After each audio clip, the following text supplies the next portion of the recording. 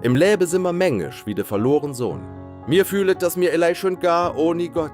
Mir jaget eure eigene Pläsier, Ambitionen und Entscheide gern nah, bis mir eines Tages merket, dass eusi Herze leer und müd worden sind. Der jünger Sohn im Gleichnis vom Jesus hätt das auch erlebt. Er hätt's de heifo im Vater verlah und alles für es liederlichs Lebe usgeh. Wo alles weg sie isch und das Leben in Trümmere gelege hätt er endlich gemerkt, dass der heifo im Vater der best Ort für ihn isch. Mit ihm ne Herz voller Reu hätt er beschlossen, heit's gar. Er hätt sogar gefunden, er sich's nimmer wert in Sohn gnenzt werde.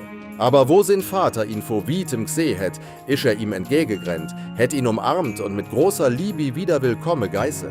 Jesus hätt wähle zeige, dass das Herz vor Gott isch.